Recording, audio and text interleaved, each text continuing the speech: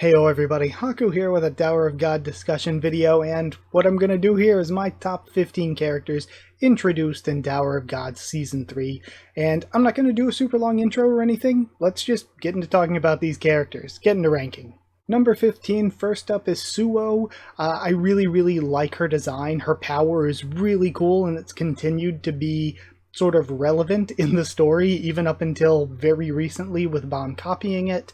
I really enjoyed her character stuff and just the stuff she did in general in the walls. I thought that was very good, and it'd be really awesome to see more of her in the future. Number 14 is Kanzone. He has a goofy-ass design, but it's kind of endearing, and I just thought he had a good, complete character arc. He was loyal to Yama. It ended sort of, I mean, not nicely for him if you're thinking about it that way, but as far as the story goes, it ended well. He got to actually complete his objective of taking out Gato with the help of Bomb. And also, there was some stuff that was in there that was pretty well done with him and his daughter. Like, overall, Kanzone was just pretty solid and actually got to have a complete character arc. Number 13 is Nennea, another complete character arc. She had a great design. I really enjoyed her character, and honestly, I want to know more about her past. There was more of her past that we didn't even get to know about. Her relationship with Wang Wang and just generally that entire flashback was really well written. She bravely stood up to Traumare and tried to work with Yasracha behind the scenes to save her kids. She actually had some sense, unlike Wang Wang. Overall, Nennen was just, you know, a really good parent in a fictional story. What? And just, I don't know. I really liked her. Very good character. Number 12 for me is Baylord Doom. Look at it, it's Nennen's kid. Well, I mean, not biologically, but you get my point. I really like Doom now, which is crazy, because when he first showed up back in the cage, I didn't really, like, you can go back in my reactions, I didn't really like Doom very much. I think he was pretty in the cage, but, like, Nest onward, Doom really grew on me. I really like Doom now. There's even been some, like, really funny comedy bits with him. So, like, I always kind of feel like in any story, rate it kind of highly when I start off disliking a character, and then they sort of, you know, I sort of come around on them. I feel like that makes me like a character even more when I didn't like him at first, but then they end up winning me over a bit. Number 11 is Jordan, and Jordan would be even higher for me if this was a little bit earlier on in Season 3, but we've gotten to the point where he was a really cool character, loyal, really fun and funny in the cage. His story took a little bit more of a serious turn after that, with him getting taken captive and blinded and everything, but I really enjoyed him, and he's a character that I don't know if he's ever going to be relevant in the story again, but if he was, if CU just continued to find ways of using the characters we already have well, then, like, I'd appreciate it. I think it'd be neat if he continued on. Getting into our top 10, we got Lopobia Hasacha, not the cat, but a cat. I feel like the stuff between her and Joni was very good. I love Hasacha's, I don't like her name that much because it's like really similar to Hiracha and Yasracha, and I've never really been into that, but I love her design, I love her backstory, and what I really love about it is how it fits in with the stuff with her and Chonhee that was really good. It fits in really perfectly, and though the focus there was more on Chonhee wasn't introduced in Season 3, so she's not here, but I actually really like Hasacha just for that. In 9th place, we have Sophia Tan, and let me tell you, the FUG Elders, they are like 2 for 2, 3 for 3 for me, if Jinsung counts, but it's kind of like, does Jinsung count as an Elder? Who knows?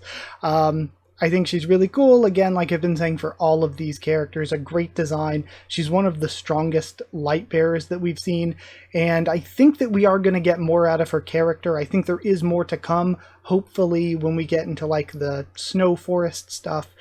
So that makes me even more excited that we haven't seen the end of her yet. Number 8 for me is maybe a little out of left field for some of you, especially some of you who might be new to the channel, but oh boy, mommy, woof woof, I want British to do anything to me, please.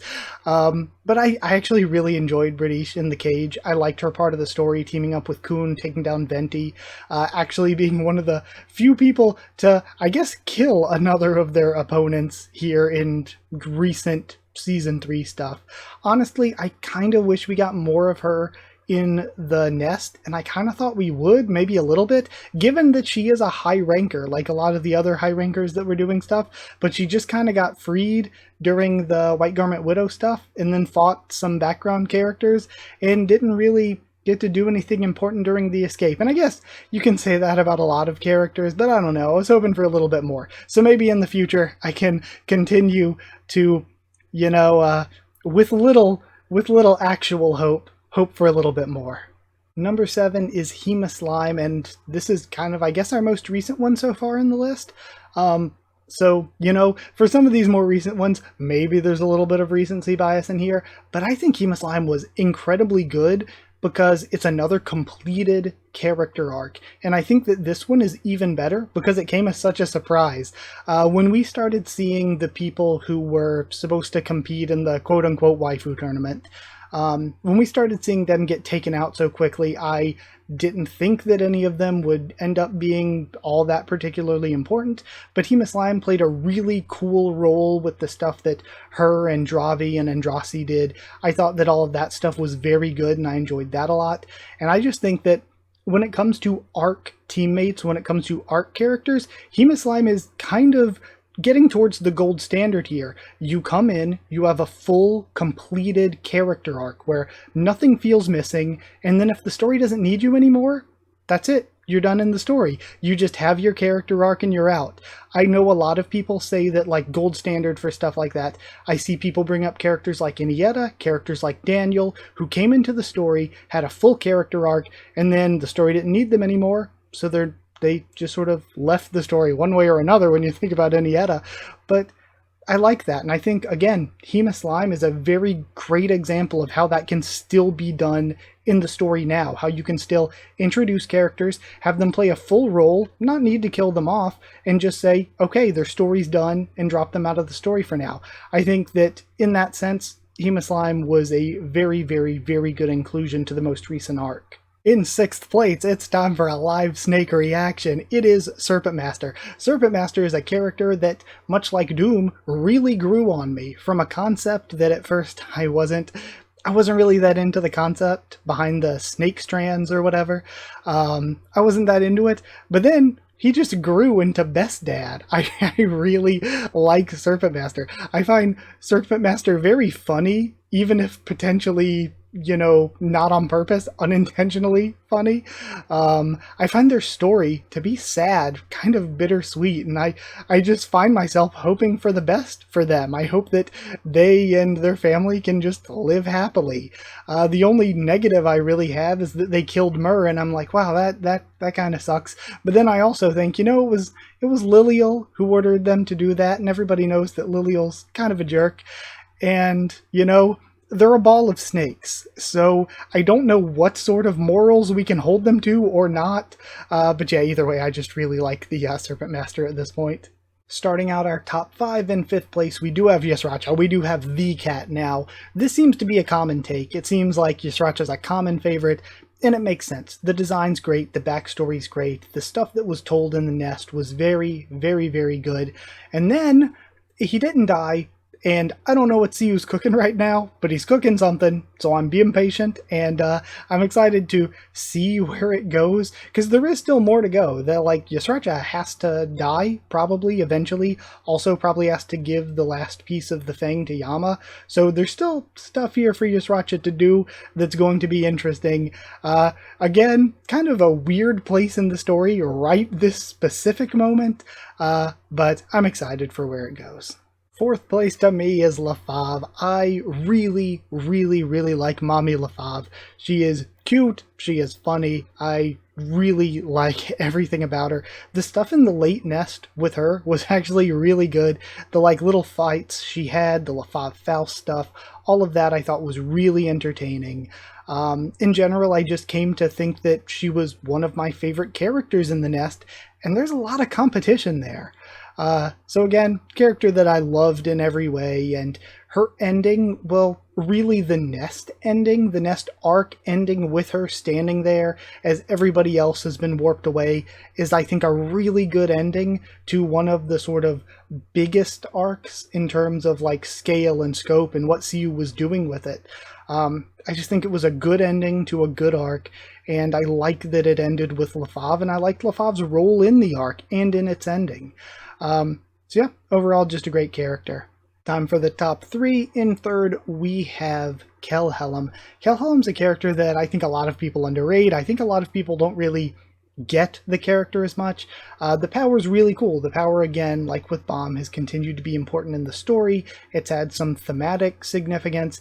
When it comes to strength and stuff, and when it comes to greater, broader concepts introduced to us, we were introduced to the idea of a blue hole existing through Kelhelm, people that just aren't ranked because there's not enough information to rank them, so we don't know exactly how strong, but they did 2v1 Yama and Evankel, which was really, really cool. They have an ancient power, they use a bow and arrow, which is different and unique, and I think the biggest thing is the backstory and how it ties into just the overall world and the story of the world of Tower of God, because they took over after the sort of Age of Genesis, the War of Genesis ended, and Zahard kind of won. Zahard was setting up this empire over the tower, and the indigenous inhabitants of the tower were trying to fight back.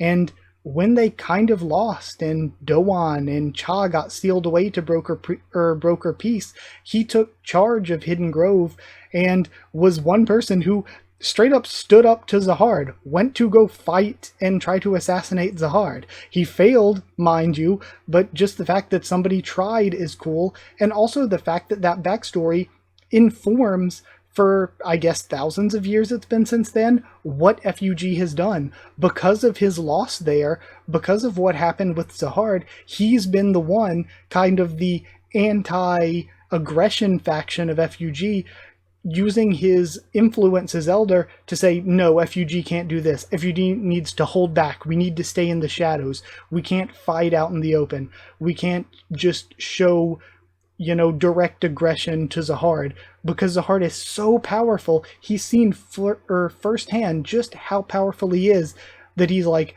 there's no way we can win. As far as I can see into the future, he can see further. And again, one of the few characters that we've seen that has this ability to see into the future, or to see fate, as he puts it. So yeah, I think it's just been really cool how FUG as an organization has been affected for thousands of years by Kelhelm's mindset because of what happened when he tried to stand up to Zahard. It's all just been really good, and I think a lot of people underrate how good that was. So yeah, that aside, also I love the stuff with him and Yama, where Yama convinces him, you can sit back and not support us, but we're going to fight either way, so you should support us, and all of that was good too. But either way, time to get into the top two. Runner-up here, second place, is another very new one. It is a Pobedao Tiara, and I think Tiara has an incredible design, one of my favorites in the series. The only thing that would make it even better is give us some forehead. Give us more forehead, CU and CU's team. That would make the design even cooler if she had like her hair pushed back or something and we got forehead, would be even better. But great design. I love the outfit style choices. That's very good. I like how I mentioned before how the little hair things at the side are reminiscent of what we've seen from the little sort of bits of Eurasia N that we've seen, the silhouettes and stuff. I like how that's similar. Overall, very good. I think the personality that she brings is really unique and fun and entertaining. She's kind of a complex character, and I think that Tiara and her inclusion in the story is a big part of sort of what's made recent Tower of God as good as it's been. Tower of God has been amazing recently, and I think Tiara's been a big part of making it as fun as it's been. And lastly, my favorite character introduced in Season 3 has been Baylord Yama, the King of the Dogs. I think that he's had a great character arc so far, from the cage to the walls to the nest. It was all just really well done with that trilogy with him. He really is Season 3's Wangnong, Whereas before Hell Train, whenever the story wasn't focused on Bomb, it was focused on Wangnan in Season 2. Whenever it wasn't one's perspective, it was the other, and that's been Yama in Season 3. Whenever it hasn't been Bomb's perspective in a broad sense, it's been Yama's. They're the two sides of Season 3's story that we've been reading, and I think that being that sort of secondary protagonist for Season 3, being the sort of ranker or high ranker protagonist that we followed, even though Bomb's kind of getting involved in that stuff himself, I think that Yama served a really good role in the story, and it's just been very good. The stuff with the trio of his parents and Yusracha, their flashback was very good, and that ties into him since he was the one sort of getting the memories of the flashback. And he's in kind of a weird place right now because he's kind of on a wild book chase. But, you know, gotta wait and see where it goes. His story is far from over because we know that there's still things to get into. There's the Akranak. What's going on with that? There's the third part of the Fang that he still doesn't have. We have to get into that. And I think there's a big thing too, Traumerei and what's going to happen there. Because I've said for a long time, it just feels like his story, if we're going from like normally how stories like this work, is being set up that Traumerei is the end of his story, really. Traumerei is the one who killed his parents. Traumerei is the one who... Yusracha is like kind of uncle, parent person. Also enemy turned not enemy anymore. And Traumerei also kind of, but not really killed Yusracha. So all of that's tied in together. The story of Wang Wang and his failings as a person when it came to Traumerei is kind of flipped on its head by Yama being this uncontrollable lone wolf who's also leading all these people and is actually kind of a good guy. And it just feels like he's being sort of built up. He's been built up all through Season 3 as kind of the anti-Traumerei. His character is like the opposite, the antithesis of what Traumerei's character has been doing. So that to me is, you know, something that we still need to get more into. Who knows if, like, fight-wise, I think as a Slayer, he should be the endgame for Traumerei. He and Traumerei should be endgame for each other.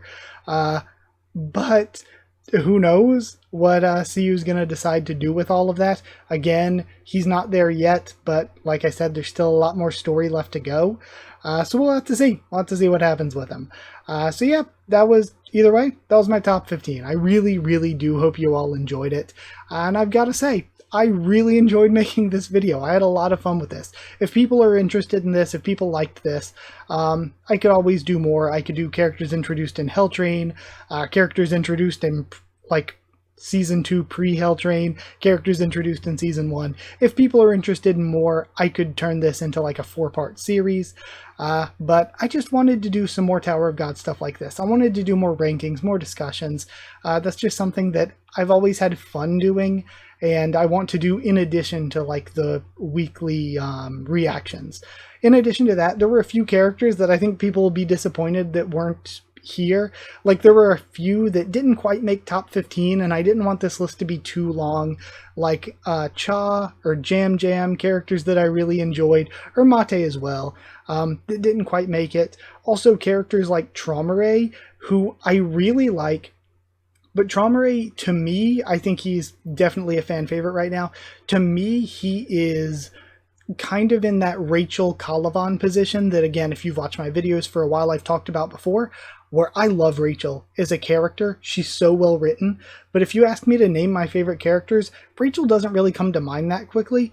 And the same thing is true of Calavan, where I really, really like Calavan as an antagonist, but then if you ask me my favorite characters, he doesn't really come to mind that quickly. Traumerei is very much the same, where I think Traumerei is an incredibly well-written character, especially as an antagonistic force. But when I think of favorite characters, I don't really think of Traumerei particularly. So he's kind of in that Rachel Calavan place for me. But yeah, either way, that is it. I do hope you enjoyed the video. Thank you so much for watching. Like if you did like the video, and comment down there to tell me what you thought of my list, but also give me your own list. Who are some of your favorite characters that have shown up in Season 3, and why. I think that'll be a really cool thing to talk about. Again, I love this kind of stuff. If you want to talk in the comments, like I said, that's a good place to do it. But also, if you want to talk to me on Twitter or Discord, that's perfectly fine too. If you want a link to the Discord server, it is free and open for anyone. All you have to do is ask and you can get a link to it. If you want to help support the channel, though, if you want to help me to continue to make videos, like I said before, if you're new, I do reactions every week and have for a long time here. Yeah, if you want to help support the channel, a super thanks would be appreciated. It's basically like a super chat, but down in the comments. But if you want to get One Piece a bit early, and if you want to get a shout out at the end of every single video, you can hit join down below to become a channel member, or you can go to patreon.com/HakuOfTheTubes, or a link will be in the description to become a patron. And either way, that helps me out, that helps me to continue to make videos, and it is just very much appreciated in general. But thank you, like I said, to people who are patrons and channel members. Thank you to Chosen Regular Evan Hawley, to Magical Girls FR Nono and Smeller Dog, to Cherryton Student David Langstaff, to Slayer Candidate SG, and to Pure Element Pate Ardiallo. Thank you all so much for your support, and thank you all so much for watching. Thank you so much, and I'll see you all next time.